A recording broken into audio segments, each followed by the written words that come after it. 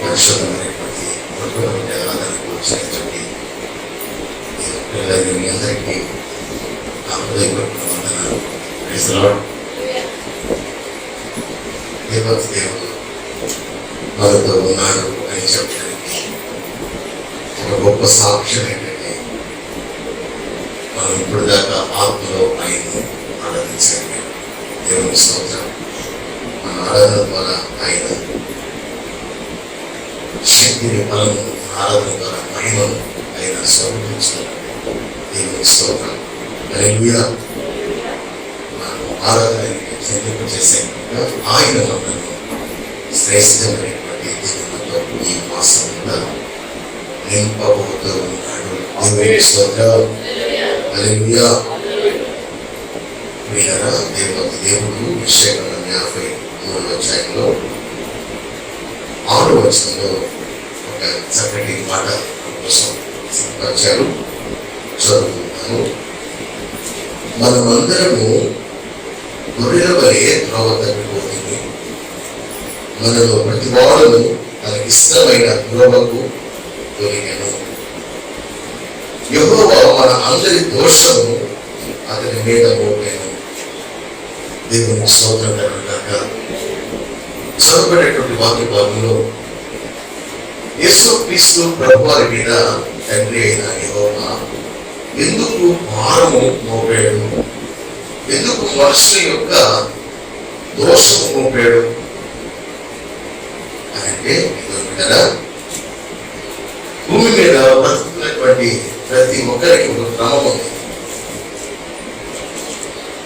ప్రతి ఒక్కరికి ఒక మాదిరి ఉంది. బ్రతకవలసిందిగా చేస్తాం. చూడండి, ఇక్కడ ఒక ఉద్యోగికి ఒక క్రమం ఉంటుంది. ఆయన ఆఫీస్ వెళ్ళడం కావాలి.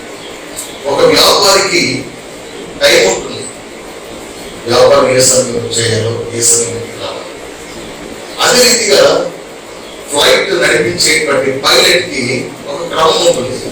ఏ టైంలో స్టార్ట్ అవ్వాలా, ఏ టైంలో ఆన్ చేసుకోవాలి.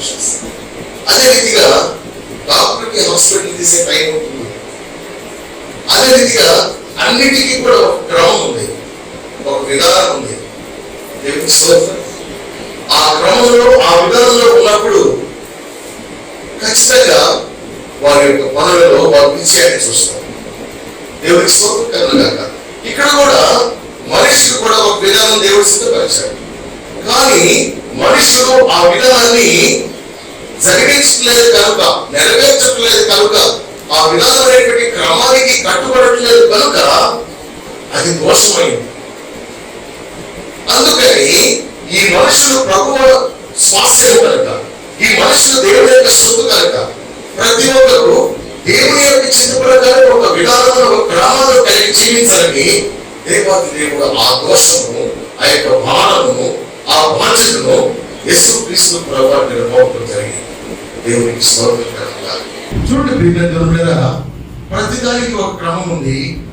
ఆ క్రమం ప్రకారంగా మనుషుల యొక్క జీవితానికి కూడా క్రమం ఉంది.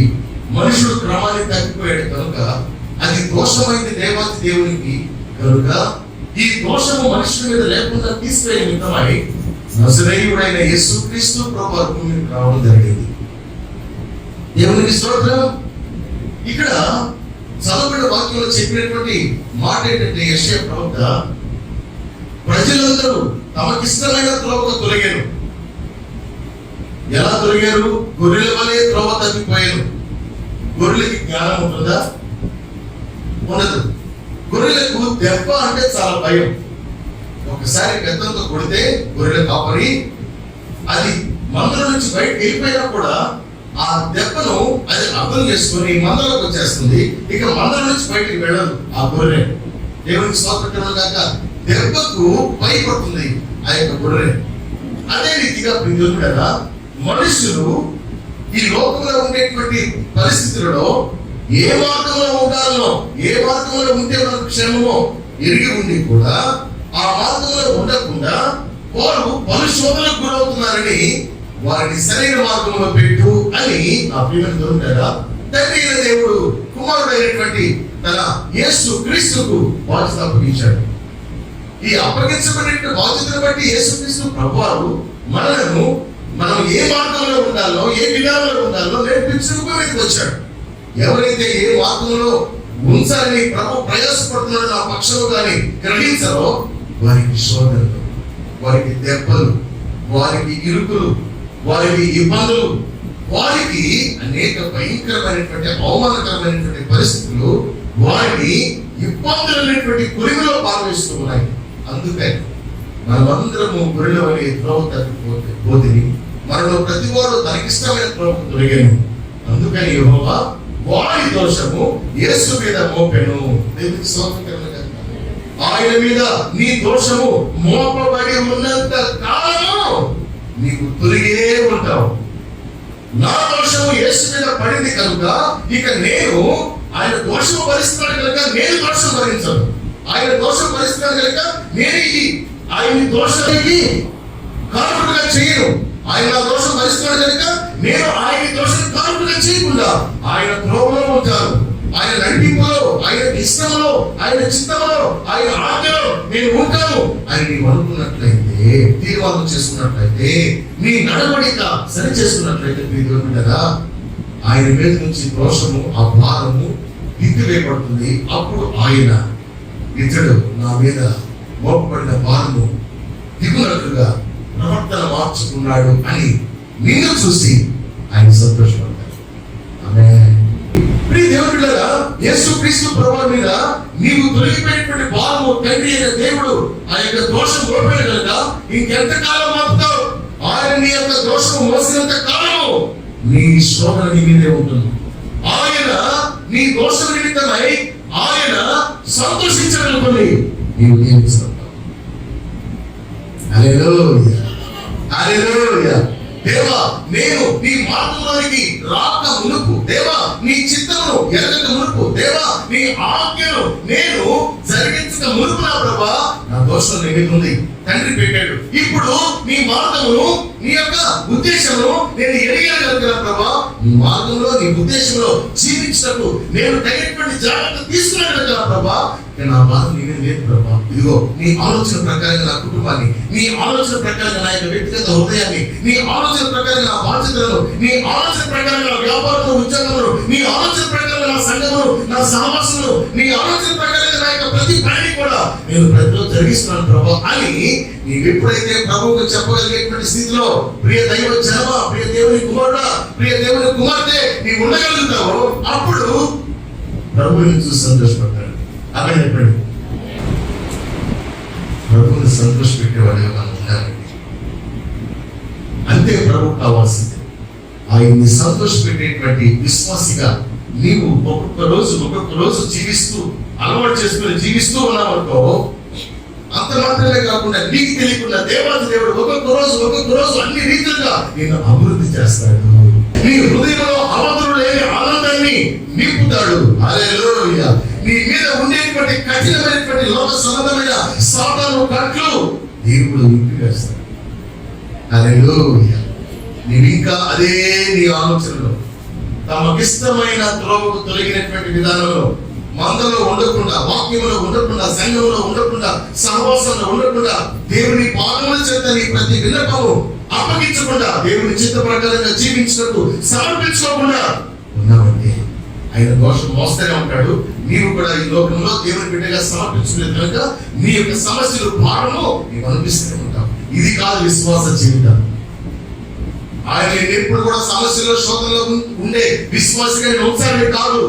నీ విశ్వాసము, నీ స్థితిని, నీ పరిస్థితిని, నీ కుటుంబాన్ని, నీవు ఎదురెదలేనటువంటి పరిస్థితులను, జయించలేని పరిస్థితులను నీవు జయించాలని, నీవు ఒడ్డుకు చేరాలని, నీవు కలవైనటువంటి దేవాది దేవునికి మహిమకరమైన సాక్షిగా నిలబడాలని ఆయన నీ పక్షంగా దోషాన్ని, భారాన్ని మోసాడు. దేవునికి స్తోత్రం కలుగుగాక.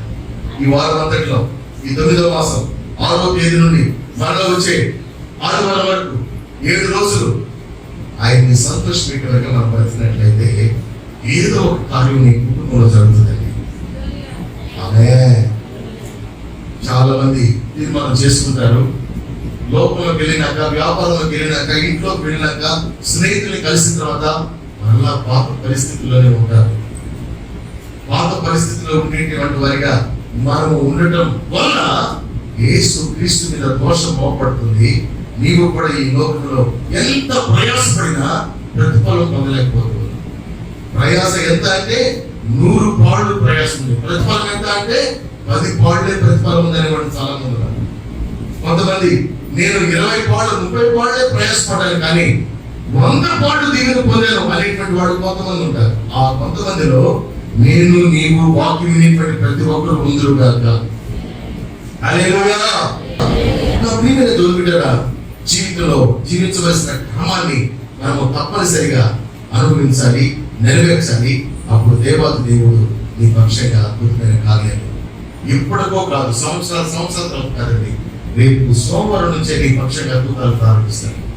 ఆమేన్. దేవుడు కార్యం చేయటకు నీకు సమీపంగా ఉన్నాడు. ఆయన ఆలస్యం చేస్తూ ఉండేవాడు కాదు. నేను వెంటనే కార్యం చేస్తాను. యెహోషువ ప్రార్థన చేసినప్పుడు సూర్య చంద్రాలు ఆగాలని ప్రార్థన చేశాడు. యుద్ధము జరుగుతున్న సందర్భంలో సూర్య చంద్రులు ఆగాలన్నాడు. ఒకవేళ సూర్య చంద్రులు ఆగకుండా అవి అస్తమిస్తే రాత్రి కాలం చీకటి అవుతుంది కనుక ఆ యొక్క జనాంగం అంతా కూడా ఇతర జనులు వారిని సర్వనాశనం చేస్తారు. కనుక యెహోషువ తరపున ఉండేటువంటి ఆ యొక్క జనాంగం కొంతమంది ఉన్నారు. యుద్ధం చేయడానికి వచ్చినటువంటి అవతల యొక్క ఉండేటువంటి వాళ్ళు ఎక్కువ మంది ఉన్నారు. సూర్యుడు అస్తమిస్తే చంద్రుడు వచ్చేస్తే చీకటి అయిపోతే ఆ ఎక్కువ మంది జనాంగము ఈ తక్కువ మంది జనాంగాన్ని కత్తి వాత చేత సర్వనాశనం చేస్తారని యెహోషువ ప్రవక్తగా ఉండి యుద్ధం జరుగుతున్న సందర్భంలో, దేవా నీ ప్రజలు కొద్దివారిగా ఉన్నారు, దేవా వారు ఎక్కువవారిగా ఉన్నారు, దేవా ఇప్పుడు సూర్యుడు ఆగిపోవాలి ప్రభా. ఆ సూర్యుడు దిగిపోయి చంద్రుడు వచ్చి రాత్రి అయితే ఈ కొద్దిమంది జనాన్ని వారు ఒక నోటితో ఊదినట్టుగా ఊది నేలమట్టలు చేసేస్తారు ప్రభా. సూర్యుడు అక్కడే ఉండాలి ప్రభా అని హృదయంలో వేదనతో ప్రార్థించి, సూర్యుడా నీవు గిబియోనులో నిలువు అన్నాడు, చంద్రుడా నీవు అయ్యాలో నిలువు అన్నాడు. వెంటనే చీకటి అవర్స్ 6 గంటల సమయంలో మధ్యాహ్నం 12 గంటలకు మారిపోయింది, తెల్లవారిందాక. ఇది వాస్తవమా కాదని చరిత్రలో ఉండేటువంటి చరిత్రకారులు ప్రపంచ వ్యాప్తంగా దీన్ని దృష్టించగా, దీనిని పరీక్షించగా, దీనిని పరిశీలించగా, దీని మీద పెద్ద వ్యవస్థలు పెట్టి అన్నిటినీ చూడగా సూర్యుడు 24 గంటలు ఆగిపోయినట్టుగా బిడ్డరా చరిత్ర చెప్పింది. అప్పుడు ఒప్పుకున్నారు, దేవుడు సృష్టికర్త ఒక మానవుని యొక్క ప్రార్థన అంగీకరించి ప్రజలు రక్తపాతం కాకుండా నేరమట్టం కాకుండా కాపాడిన దినం ఒకటి ఉన్నది అని. ఏ సంవత్సరం, ఏ చక్రవర్తి ఉన్నాడు, ఏ యుద్ధం జరిగింది, వీళ్ళెంతమంది, వాళ్ళెంతమంది, చనిపోయిన వాళ్ళెంతమంది, ఇవన్నీ లెక్కలు తేల్చారు. దేవునికి మహిమ వచ్చింది, దేవునికి స్తోత్రం కలుగుగాక. అందుకే దేవుడారా బైబిల్లో మాట అంటాడు, నీవు జీవించుచున్నావన్న పేరు మాత్రమే కానీ నీవు మృతుడవు అని అంటాడు. నీవు జీవించుచున్నావన్న పేరు మాత్రమే కానీ నీవు మృతుడవు. నీ దేవుడారా సంఘానికి వస్తున్నాం, బాప్తిసం తీసుకున్నాం, బల్లాటంలో బాబు పంచుకుంటున్నాం, స్తుతిస్తున్నాం, ఆరాధిస్తున్నాం, సాక్ష్యం చెప్తున్నాం, దశమభాగం ఇస్తున్నాం, కానుక ఇస్తున్నాం. కానీ ప్రియదేవుడా నీ సాక్ష్యం నీ కుటుంబం ఎలా ఉంది, నీ సాక్ష్యం సంఘంలో ఎలా ఉంది, నీ సాక్ష్యం సమాజంలో ఎలా ఉంది, నీ సాక్ష్యము ప్రభువుని ఎరగనటువంటి అవిశ్వాసుల మధ్య ఎలా ఉంది, నీ సాక్ష్యము ప్రియదేవుడా నూతనంగా రెండు పరిచయం చేస్తున్నవారు, బంధువులు, స్నేహితులు, కొత్తవారు, పాతవారు నీ సాక్ష్యం చూసి ఆశ్చర్యపోతున్నారా? ఆశ్చర్యపోదురుగాక. జీవించుతున్నామన్న పేరు మాత్రమే కాదు, విశ్వాసం అన్న పేరు మాత్రమే కాదు, బాప్తిసం తీసుకోవాలనేటువంటి పేరు మాత్రమే కాదు. నేను దేవుని పేరు పెట్టుకున్నాను, బైబిల్లో మంచి పేరు పెట్టుకున్నా, యేసుదాసు, డానియేల్, ఇంకా సామ్యూయేల్, చాలా పేర్లు పెట్టుకున్నాను అని అనుకోవచ్చు. కానీ లేదా వాటిలో కాదు ఆశీర్వాదం, అభివృద్ధి ఉండేది. జీవించుతున్న నీవు జీవింప చేసినటువంటి దేవునికి ప్రియ బిడ్డగా, దేవునికి ఎలాంటి అసాధ్యమైన సుసాధ్యపరిచాడు. ఆయన అన్నిటిని ఓడించి జయ జీవితం కలిగి ఉన్నాడు. ఆయన పరిశుద్ధత, ఆయన బలము, ఆయన పరాక్రమ శక్తి, ఆయన యొక్క ప్రేమ, ఆయన విడుదల, స్వస్థత ఎంత ఉన్నతమైన వింటున్నామో ఆయన నీ జీవితంలో జరిగితే అప్పుడు నేను పేరు పెట్టినటువంటి పేరుకు దేవునికి మహిమిస్తుంది. హల్లెలూయా. ఈ విశ్వాస జీవితంలో మనం ఎంతో ప్రయాసపడాలి. భూలోకంలో ప్రయాసపడి ఒక స్టేజ్కి వస్తాం, ఒక స్థాయికి వస్తాం. కానీ ఆ ప్రయాసలో దేవునికి నీవు సమర్పించుకున్నటువంటి సమర్పణ సరైనగా ఉండాలండి. అప్పుడే నీ యొక్క ప్రయాసను దేవుడు దేవుని చిత్తము లేని ప్రయాస నీవు పడకుండా దైవ చిత్తానుసారమైన ప్రయాస పడినట్లుగా నడిపించి దాన్ని తగిన ప్రతిఫలం నీకు ఇస్తాడు సమృద్ధిగా. దేవుని స్తోత్రం చెప్తాను. హల్లెలూయా. నీవుగా పడేటువంటి ప్రయాసం ఒక రకంగా ఉంటుంది, దేవాతి దేవుని యొక్క ఆజ్ఞ ప్రకారంగా పడే ప్రయాసం ఒక రకంగా ఉంటుంది. దేవాతి దేవుని యొక్క ఆజ్ఞ ప్రకారంగా చేసే ప్రయాసలో నీ మీద ఎక్కువ శోధన వేదన భావం పడదు, అదంతా దేవుడే భరిస్తాడు. ఆమేన్. నిన్ను జీవింపచేయడం కోసం పంపించాడు. నీవు పరిగెత్తుతున్నటువంటి ఈ లోకంలో అలసిపోయినటువంటి స్థితిలో ఆయాసంతో ఒక మూలన కుప్ప కూలేటువంటి స్థితికి నీవు అప్పగించబడకుండా నీకు ఇచ్చిన ఆయుష్ కాలమంతియు బాధ్యతలన్నింటిలో నీవు చేయించినటువంటి విశ్వాస సంబంధమైన జీవితం అంతటితో కూడా నీవు దేవుని ద్వారా ఘనమైనటువంటి ప్రతిఫలం విజయము స్వతంత్రించుకోవాలని దేవాతి దేవుడు తన కుమారుడైన యేసుని నీ కోసం మాట్లాడు. కనుక నీ ప్రతి అవసరత, నీ ప్రతి అక్కర ఆయన అప్పగించేటువంటి విశ్వాసం ఉండాలి. దేవుని స్తోత్రం. మనం ప్రభుకు అప్పగించుకుంటే దేవుడు నో అంటాడు, ఎస్ అంటాడు. మనం ప్రభుకు అప్పగించుకోకపోతే సాధారణుడు నీ ఆలోచన ప్రకారంగా నిన్ను ముందుకు నెడుతూ అనేక శోధనలకు గురి చేస్తాడు. దేవునికి అప్పగించుకుంటే నీకు శోధన కలగక మునిపే, నీ పాదములకు రాయికి తగలకు మునిపే ఆయన తన దూతలకు ఆజ్ఞాపించి అవసరమైతే ఆయనే పరామర్శిస్తాడు. ఆమేన్. ఆయనే పరామర్శిస్తాడు. దేవాతి దేవుడు మన సమీపంలో ఉన్నాడు. దేవాతి దేవుడు నువ్వు ఏ స్థలంలో ఉండి మొదలు పెట్టుకున్నా, ఎక్కడ ఉండి నువ్వు కన్నీరు పంచినా, ఎక్కడ ఉండి ఉపవాసం చేసినా, ఎక్కడ ఉండి ఇద్దరు లేక ముగ్గురు లేక ఒంటరిగా పరిస్థితి బట్టి మీరు ప్రభువుకి ఏ విషయం తెలియపరుచుకుంటే ఆ రోజు సూర్యుడు అస్తమించే లోపే మీకు జవాబు వస్తుంది. నమ్మిన వాడు స్తోత్రం చెప్పాడు. హల్లెలూయా. నేను అనుభవిస్తూ చెప్తున్నాను, నా జీవితంలో అలాంటి కార్యాలను చూస్తూ చెప్తూ ఉన్నాను. 6 నెలలకు సంవత్సరమే కాదు, విశ్వాసం నిలకడగా ఉంది. విశ్వాసం హృదయం సరి చేసుకొని, విశ్వాసంలో లోకంలో ఉండేటువంటి మాలిన్యం నీకు అంటకుండా, విశ్వాసంలో ఉండేటువంటి విశ్వాసి ప్రత్యేకించబడిన వాడై, ప్రతిష్ఠించుకున్న వాడై, విశ్వాసంలో ఎక్కడ కూడా సాధారణ నీ మీద నేరపడ చేయడానికి అవకాశం లేకుండా నిన్ను నీవు కట్టుకున్నట్లయితే, జాగ్రత్త చేసుకున్నట్లయితే దేవాది దేవుడు నీ ప్రార్థనను సాయంత్రం కల్లా ఆశీర్వాదం. ఆమెన్ చెప్పండి. ఆమేన్. హల్లెలూయా. కొంతమంది సిగరెట్ తాగడం మానేయాలనుకుంటారు దేవుని సన్నిధికి వచ్చి, కొంతమంది మందు తాగడం మానేయాలనుకుంటారు. అనుకుంటూ మందిరికి రావడం కరెక్టా? అనుకుంటే మానేసుకుని మందిరం రావడం కరెక్టా? అనుకుంటూ మందు తాగడం కరెక్ట్ అంటారా? చాలా మంది రోజుల్లో దేవుని చూస్తున్నారు, దేవుణ్ణి వింటున్నారు, కానీ దేవుని యొక్క చిత్త ప్రకారంగా జీవించినట్టు వాక్యం అర్థమైనా కూడా వినలేనట్టే ఉన్నారు. దేవునికి స్తోత్రం కలుగుగాక. మీరు వింటారే కానీ చెవులతో హృదయంతో గ్రహించరు అని అంటాడు. శాస్త్రులను పరిశీలనలు యేసుక్రీస్తు ప్రభువా. ఒకసారి యేసుక్రీస్తు ప్రభువా మందిరంలోకి వచ్చి ఆయన ఆదివారం పూట దేవుని యొక్క వాక్యము మాట్లాడాలని వస్తూ ఉంటే అక్కడ శాస్త్రులు పరిశీలన వచ్చి చూస్తా ఉన్నారంట. చూస్తా ఉన్న సందర్భంలో ఒకడు ఊచ చెయ్యి అంటే పోలియో చెయ్యి కలిగి వచ్చాడు. ఊరుకుండా చెయ్యి పోలేదో వచ్చాడు. మోషే ధర్మశాస్త్ర ప్రకారము విశ్రాంతి దినమున ఆయన్ని ఆరాధించాలే కానీ ఏ పని చేయకూడదు, ఏ పని చేయించకూడదు అన్న మోషే ధర్మశాస్త్ర ప్రకారంగా. పాత నిబంధనలో క్రొత్త నిబంధన కాల ప్రకారంగా ఈ రోజు ఆ రోజు అని కాకుండా ప్రతిరోజు దైవిక స్వస్థత ప్రజలకు పంచాలని దేవాది దేవుడు యేసుక్రీస్తు భూమి మీద మాట్లాడు. ఇప్పుడు వీళ్ళు మోషే ధర్మశాస్త్రాన్ని జీవించేటువంటి వారు ఎవరు? ఈ యొక్క శాస్త్రులు, పరిసయ్యులు, ప్రజలలో ఉండే పెద్దలు. పుష్ చేయగలిగిన వాడు వచ్చాడు. వచ్చినప్పుడు ఆ యొక్క శాస్త్రులు, పరిసయ్యులు ఈయన వాక్యం చెప్తాడా వాడిని బాగు చేస్తాడు. వాక్యమే చెప్పాలి, వాక్యమే వినాలి ఈ విశ్రాంతి దినాన. కనుక ఎవరికి స్వస్థత చేయడం కానీ ఎవరిని బాగు చేయడం కానీ చేయకూడదు. ఈయన ఒకవేళ ఆ యొక్క ఊస చేయగలిగిన వాడిని స్వస్థపరిస్తే ఇతడు మోషే ధర్మశాస్త్రం ఇతని కంటే ముందుగా దేవుడు పంపాడే ఆ యొక్క మోషేను ధర్మశాస్త్రం నుంచి ఈ ధర్మశాస్త్రాలకు వ్యతిరేకి కనుక ఇతన్ని బంధించి చంపేద్దాం అని అనుకున్నారు. వారి హృదయాల్లో ఉండేటువంటి తలంపులను, కాఠిన్యము, యేసుక్రీస్తు ప్రభువు వాక్యం చెప్పక మునిపే వారి హృదయాల్లో ఉండే తలంపులు కాఠిన్యమును గ్రహించి వారితో ప్రశ్న వేశాడు.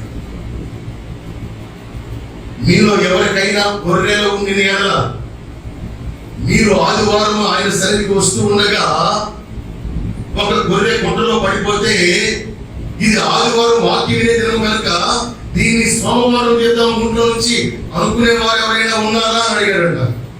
ఎవరు అనుకుంటారా? మీకు ఎవరికైనా పిల్లలు ఉన్నట్లయితే, కన్న పిల్లలు, మీరు మందిరకు వస్తున్నప్పుడు గుంటలో పడిపోతే వీడిని సోమవారం చేద్దాము, ఆదివారం వాక్యం ఉందాము అనుకునే తల్లిదండ్రులు ఉన్నారని అడిగాడంట. అడిగితే వాళ్ళందరూ లేదు లేదు లేదు, మా బిడ్డ గుంట్లో పడిపోతే, మా గొర్రె గుంట్లో పడిపోతే దీకుని ఎలా ఉంటా ఉన్నారు. అలాగే దేవుని సన్నిధిలోనికి తనకుండేటువంటి లోటును ఎరిగి ఆ దేవుని సన్నిధిలో వాక్యం చేత నేను స్వస్థత పొందగలను అనే విశ్వాసంతో వచ్చాను కనుక నా దేవునికి మహిమ కలిగినట్లుగా ఇతను నేను బాగు చేస్తున్నా. మీరు చెప్పినటువంటి సమాధానం బట్టి మీ బిడ్డలు గుంట్లో పడితే మీరు తీస్తారు కదా, మరి మీ బిడ్డలకు మీరు చేసే న్యాయం ఒకటి, నా తండ్రి దేవుడు చేసే న్యాయం ఒకటా? కాదు కదా. ఆయన చెప్పే న్యాయము అన్యాయం కాదు, మీరు చెప్పే న్యాయము అన్యాయం కాదు. కనుక కుమారుడా లేచి నిలబడు, నీ చెయ్యి చాపు అని అనగా లేచి నిలబడి ఆ ఊసి చేయగలిగిన వాడు చెయ్యి చాచినప్పుడు ఈ రెండవ చేతితో సమానంగా ఈ మొదటి చేయడం బాగైందండి. ఆమె చెప్పండి. ప్రియ దేవుడు బిడ్డలారా, మన యొక్క జీవితాల్లో ఉండేటువంటి సమస్య శోధన కూడా ఎందుకు బాగోట్లేదంటే మనము దేవుని సన్నిధిలోకి వెళ్ళి మన హృదయమును తెరచి పరచలేదు కనుక.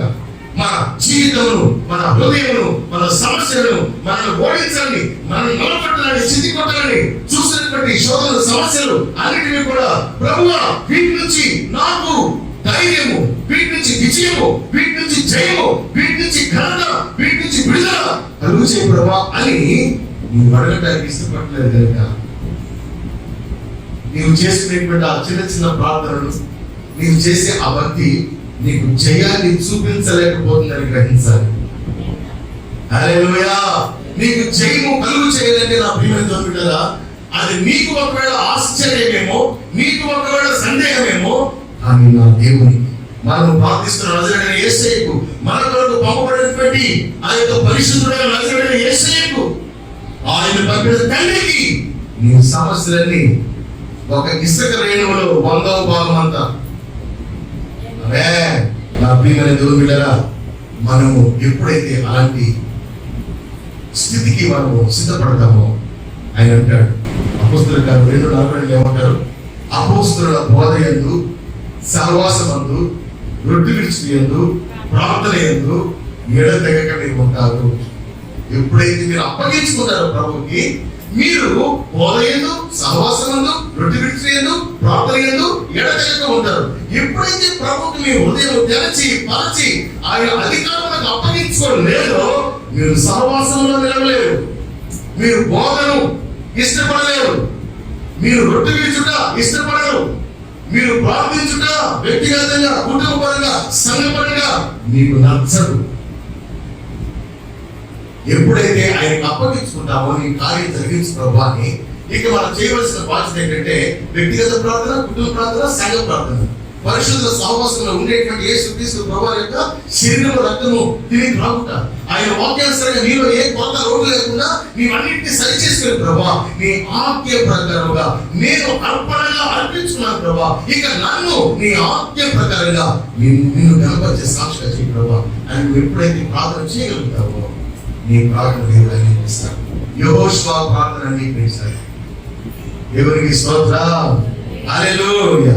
ప్రియ దేవుని బిడ్డలారా, అందుకే అని అంటాడు, నీ కుమారులకు వాటిని అభ్యసింప చేయాలంటాడు. ద్వితీయోపదేశకాండం 6:7 అంటారు, నీవు వీటిని అనుభవించి నీవు వీటిలో ఫలించి స్థిరపడి నీ కుమారులకు వాటిని అభ్యసింప చెయ్యి అంటాడు. ఆమేన్. నీ కుమారులకు నీవు చదువు అభ్యసింప చేస్తున్నావు, నీ కుమార్తెలకు. అదే రీతిగా నీ కుమార్తెలకు మంచి ఆహారాన్ని, చెడ్డ ఆహారాన్ని కాదు, శక్తి రాని, విలువ లేని, పనికిమాల ఆహారం కాదు, విలువైన ఆహారాన్ని, గుడ్డు, పాలు, చేప, ఇంకా ఫ్రూట్స్, మంచి ఆహారం. బయట ఫుడ్ తింటే అనారోగ్యం వస్తుంది, మంచి ఆహారాన్ని అభ్యసన చేస్తున్నాం. ఇంకా తల్లికి తండ్రికి ఇవ్వాల్సిన మర్యాద, గౌరవం వారి కలిగి ఉన్నట్టుగా అభ్యసన చేస్తున్నాం. అన్ని అభ్యసింప చదువు అభ్యసింప చేస్తున్నాం. ఆస్తి ఎంతో కొంత దగ్గర ముక్కలు చేసుకొని సంపాదించి వారికి ఈ లోకాన్ని విడిచే సమయం వాళ్ళకి అప్పగించడానికి అభ్యసింప చేస్తున్నాం. ఇదిగో మన కష్టం, నువ్వు అనిపించాలి, నీ బిడ్డలు అనిపించాలి. కానీ ఎన్ని అభ్యసింప చేసినా ఈ లోకంలో స్థిరంగా ఉండేటువంటి ఆ యొక్క స్థిరత్వం మనకున్నదా? లేదు. కొంతకాలమే. దేవునికి స్తోత్రం. మానవునికి భూమి మీద ఇచ్చిన 70 సంవత్సరాల ఆయుష్ ఒక్క దినంతో సమానం అంట దేవుని దృష్టిలో. మనం జీవిస్తున్న 70 సంవత్సరాల ఆయుష్ భూలోకంలోనంట దేవుని దృష్టిలో ఒక్క రోజుతో సమానం అంట. కనుక ప్రియదేవుడా, మనము శ్రేష్టమైనటువంటి దేవాది దేవుణ్ణి, శ్రేష్టమైనటువంటి నిత్య రాజ్యపు వారసత్వాన్ని, ఈ నిత్య రాజ్యము స్థాపించినటువంటి నజరేయుడైన యేసయ్యను, ఆ నిత్య రాజ్యము నీవు వారసత్వముగా స్వతంత్రించుకుంటాకు నీ వరకు భూమి మీదకి వచ్చిన ఆయన ఇచ్చిన ఆజ్ఞను, రక్షణను నీవు కలిగి జీవించాలని నీ దేవుడగా అభ్యసింప చేయాలని బిడ్డలకు. హల్లెలూయా. వారు నడవలసిన త్రోవ వారికి నేర్పుము, వాడు పెద్దవాడైనప్పుడు ఆ మార్గంలో నడుచును. నేర్పకపోతే వాడు పెద్దవాడైన తర్వాత నా తండ్రి ఎవరు, నా తల్లి ఎవరు, నా దేవుడు దేవుడు దెయ్యం లేదు, అంతా భయంకరంగా జీవిస్తారంట. అందుకే చాలా మంది మర్డరిస్టులు, చాలా మంది దొంగలు, అబద్ధికులు, వ్యభిచారులు, అక్రమస్తులు, అన్యాయస్తులు, దోషులు ఎవరు తయారయ్యారు? తల్లిదండ్రులు సరైన స్థితిలో వాడిని పెంచలేదు. తల్లిదండ్రులకు తెలియదు సరైన స్థితిలో పెంచబడటం. వాడు బిడ్డకే నేర్పిస్తారు, వాళ్ళకే తెలియదు వాళ్ళ బిడ్డకే నేర్పిస్తారు. కనుక ప్రియమిత్రులారా, మీరు వీటిని అనుభవించి మీరు అపొస్తలుల బోధయందును, సహవాసమందును, రొట్టె విడిచిపోయేందును, ప్రార్థన యందును ఎడతెగక ఉండిన వారై దానిలో దేవాది దేవుడు మిమ్మల్ని దీవించిన దీవెన యావత్తు వారికి అభ్యసింప చేయండి. దేవునికి స్తోత్రం కలుగును గాక. ఎప్పుడైతే తల్లిగా తండ్రిగా ఆ యొక్క బాధ్యతను మీరు నెరవేరుస్తారో, దానికంటే ముందుగా మీ వ్యక్తిగత జీవితాన్ని నెరవేర్చి దేవుని ద్వారా కృప పొందుతారో మీరు దేవుని బిడ్డలైతారు. ఆమేన్. ఆయన శరీరము రక్తము తిరిగి త్రాగి వెళ్ళి ఉండవలసిన విధానంలో తల్లిదండ్రులు ఉండకుండా, బిడ్డలను ఉండవలసిన రీతిలో అభ్యసింప చేయకుండా శరీరము రక్తము తిరిగి త్రాగి వెళ్ళుట వ్యర్థం. నువ్వు కట్టుబడేటువంటిది నీకు శ్రేష్టమైనదిగా ఉండాలి. దానికి విరుగుడైనటువంటి వాటిని నువ్వు దూరంగా పెట్టాలి. ఆమె చెప్పండి. నీవు కట్టుబడితే నిన్ను విడిచివేయకూడదు, నిన్ను నాశనం చేయకూడదు, నిన్ను నిన్ను ప్రార్థన చేయకూడదు. నీవు దేనినైతే జరిగించిన కొరకు దేవుని చిత్తము ఎరిగి ఉన్నావో దాని నిమిత్తం బ్రద్దలైపోనట్లుగా ప్రయాసపడితే దేవుడు నేను బ్రద్దలైపోతాడు. ఆయన నీ పక్షంగా నిలబడతాడు. ఆయన నీకు అద్భుతమైన కార్యములు చేస్తాడు. ఆయన ఆశ్చర్యమైన కార్యములు జరిగిస్తాడు. అభిషేకం చేయాలి. అంత మాత్రమే కాకుండా ఆయనతో లేపబడుటకు సిద్ధంగా ఉండేటట్టుగా మనం ఉంటాం. యేసుక్రీస్తు ప్రభువు 3వ దినాన తిరిగి లేచాడు. చూసారా? పరలో పాపములు పంచుకున్న ప్రతి ఒక్కరు కూడా 3వ దినాన యేసుక్రీస్తు ప్రభువు ఎంత తిరిగి లేచారో దేవాది దేవుడు ఒకరోజు వాళ్ళని పిలిచినప్పుడు తిరిగి లేచేటువంటి వారిగా ఉండాలి. ఒక విశ్వాసం కలగాలి. మా నాన్న లేకపోయినా, మా అమ్మ లేకపోయినా, భూమి మీద మా కుటుంబానికి ఆదరణ లేకపోయినా ప్రభు ఒకరోజు పిలుస్తాడే. ఆ రోజున వారు జీవించిన జీవితం బట్టి వారు పాపము లేని వారి కనుక, వారు మాకు మంచి విధానం అభ్యసింప చేసిన వారు కనుక, వారు జీవితంలో, సంఘంలో, కుటుంబంలో, అనేకులలో ఒక ప్రత్యేకమైనటువంటి వాగ్దానాలకు కట్టుబడి జీవించారు కనుక ప్రభు పిలిచినప్పుడు వాళ్ళు లేస్తారు. అక్కడ అభ్యసింప చేయబడిన విధానం బట్టి నేను జీవించాను కనుక నేను నా తల్లిదండ్రిని అక్కడ చూస్తాం అనేటువంటి రీతిలో లేకపోయేవారిగా మనం ధైర్యం కలిగి ఉండాలి. దేవునికి స్తోత్రం కాక. మా నాన్న బలహీనటువంటి వ్యసనాలతో మరణించాడు, నేను కూడా బలహీనమైన వ్యసనాలతో మరణిస్తాను అనే బిడ్డలు లేరండి. మా నాన్న ఘనమైన వారిగా జీవించాడు, నేను కూడా ఘనమైన వారిగా జీవించాలి అనుకున్న పేరు ఏ రీతిగా బతుకుదా మనము? ఏమండి? ఘనహీనమైన స్థితి కోసం జీవితామా? ఘనమైన జీవితం కొరకు జీవితామా? మనల్ని రక్షించినటువంటి దేవాది దేవుడు పంపిన కుమారుడైన యేసు ఘనహీనమైనటువంటి స్థితిలో మరణించలేదు, ఘనమైన వారిగా మరణించాడు. అయితే ఘనహీనమైనటువంటి మన మీద ఉండేటువంటి స్థితిని తప్పించిన విధమై ఆయన భారం మోపుకున్నాడు, మోపబడ్డాడు, మరణించాడు. అయితే తండ్రి దృష్టికి అది యథార్థము కనుక, అది నీతి కనుక 3వ రోజున పరిశుద్ధుడైన తిరిగి లేచాడు. మనము కూడా మన యొక్క విశ్వాస జీవితాల్లో ఆయన శరీరం కూడా తిరిగి ప్రాప్తున్న మనం ఆయన్ని ఆరాధిస్తున్న మనం, ఆయన్ని సేవిస్తున్న మనం, ఆయన సన్నిధికి వస్తున్న మనం, పాప క్షమాపణ నిమిత్తమై రక్షణ మారు మనసు ప్రయత్నిస్తూ పొందాలి. మీరు కన్నీరు విడుచుట నేను సూచితిని అని జాగ్రత్తగా ఆ కన్నీరు తుడుచుటకు నాకు అవకాశం లేదంటాడు యెషయా గ్రంథంలో. ఎందుకో తెలుసా? ఆ కన్నీరు యథార్థమైన కన్నీరు కాదు, అది పరిశుద్ధమైన కన్నీరు కాదు, అది ప్రతిష్ఠించుకున్నటువంటి కన్నీరు కాదు, లోక సంబంధమైన పాపాల వల్ల వచ్చిన దోషం అనే కన్నీరు. దేవుడు ఎవరిని కాపాడుతారు? నీ కన్నీరు, నీ నలిగిన స్థితి, చితికిన స్థితి ఏదైనా కానీ ఆయన ఎదుట ఉన్నప్పుడు నీ కన్నీటి బాష్ప బిందువును ఆనంద బాష్పాలను రాస్తాడు. ఆమె చెప్పండి. మన కళ్ళలో వచ్చే కన్నీళ్లు పాపము ద్వారా రాకూడదు, పశ్చాత్తాపం ద్వారా రావాలి. దిద్దుబాటు చేస్తున్నారు ప్రభువా, నీ చిత్త ప్రకారం నేను బ్రతుకుతున్నాను ప్రభువా, అయినా కూడా ఈ లోకమంటే సమస్యలు నన్ను పిండి వేస్తున్నాయి, నా వల్ల కావట్లేదు ప్రభువా. ఇదిగో నేను బ్రతకాలనుకుంటే నీవు నన్ను బ్రతికించు, లేకపోతే ఈ బ్రతుకు వద్దు, నన్ను ఈ లోకం తీసివేయి. తీర్మానంతో ఏడవాలి. పరిశుద్ధమైన కన్నీరు కావాలి, పిచ్చి కన్నీరు కాదు. కళ్ళలో వచ్చిన నీరు ఎందుకు తెలుసా దేవుడు పెట్టింది? పవిత్రమైన స్థితిలో ఉండేటువంటి నీ స్థితి ఎవరైనా ఒకవేళ అపవిత్రపరచినప్పుడు, స్వాతంత్రం ఒకవేళ కార్యాలు చేసి నిన్ను నలపడానికి ప్రయత్నించినప్పుడు నీ పెట్టి నీ కన్నీళ్లు కాంచి మోకాళ్ళు చేతులను అవైపెత్తు శరవేగంగా నా దూతలను ఎదురు పంపిస్తానన్నాడు.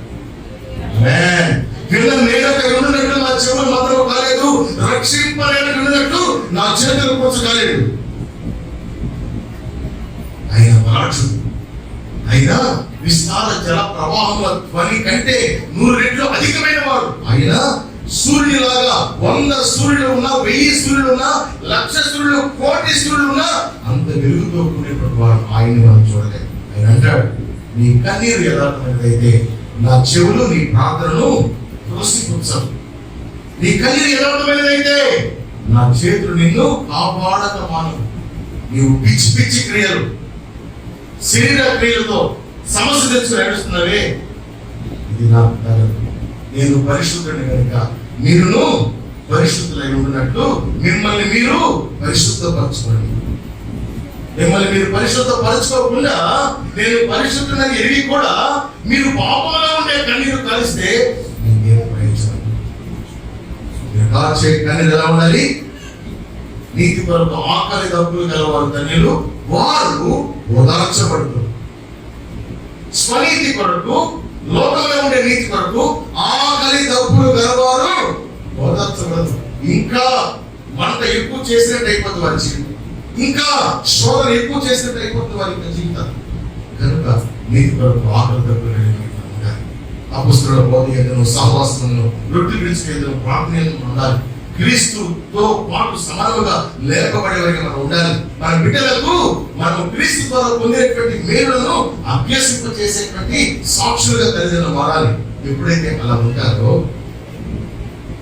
మొట్టమొదటి మాట చదివాను, గొర్రెల వలె మనమందరము గొర్రెల వలె త్రోవ తప్పిపోతిమి, మనలో ప్రతి వాడు తనకిష్టమైన త్రోవ తొలగాను, అందుకొరకు ఆయన మీద దోషము మోపబడెను, మోపబడిన దోషము దిగకుండా ఆయన భరించినట్టుగానే నీవు పాపంలో ఉన్నావు కనుక నీ మీద దేవుని కార్యం జరగట్లేదేమో, ఇకను ఆయన మీద మోపబడిన ఆయన దోషము తొలగించినట్టుగా నీ పక్షముగా అక్కడ దోషము దేవుడు తొలగించబడినట్టుగా చూచి ఆ కుమారుడైన యేసు, ఇదిగో ఈ నా కుమారుడు, ఈ నా కుమార్తె, ఈ నా సంఘం నా మీద దోషం మోపకుండా వారు పశ్చాత్తాపులై పవిత్రులై బోధ యందు, సహవాసం రొట్టె విడిచి ప్రార్థన యందు స్థిరులై వారి యొక్క కన్నీరు పాపం ద్వారా కార్చిన కన్నీరు కాక పవిత్రులై పరిశుద్ధులై లోకంలో ఉండే సాధన జయించలేక నా ఎదుట ఉపస్థించి ప్రార్థన చేసి యాచన చేసి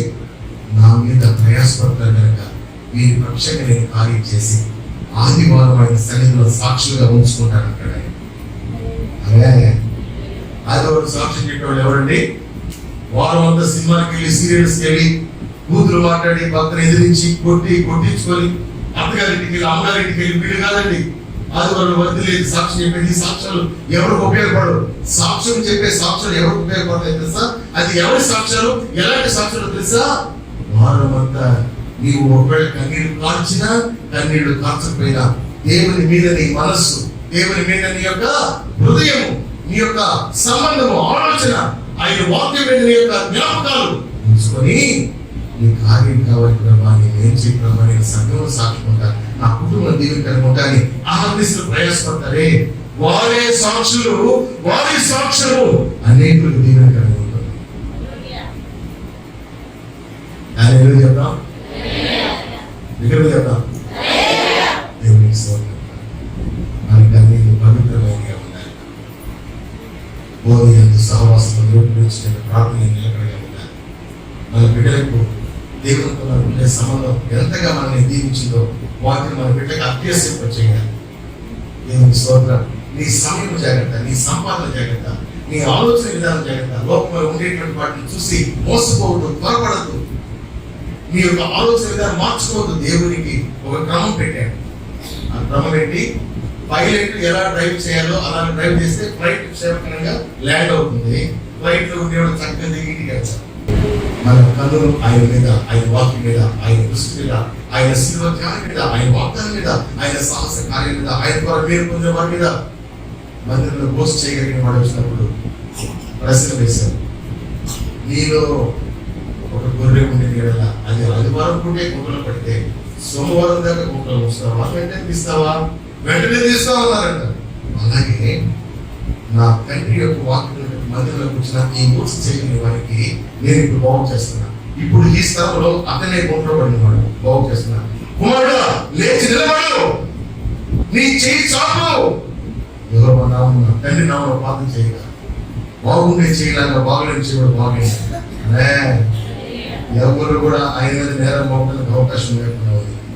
ఒకవేళ శాస్త్రులు పరిశీలు ఆయన అర్థం చేసుకోలేకపోయారేమో, కానీ అక్కడ జరిగినటువంటి న్యాయమైన కార్యము, ఆ బిడ్డ సంతోషంగా ఉల్లసిస్తున్న స్థితిని వారంతా చూసి నోరు పూస్తున్నారు. నీ జీవితంలో అనేకులు ఆశ్చర్యపోవాలంటే, ప్రభువు నీ జీవితంలో కార్యం చేయాలంటే దారి తప్పిపోయినావా ఒకసారి జ్ఞాపకం చేసుకో. సరైన దారిలో దేవుడి మాటలు దీవించును గాక.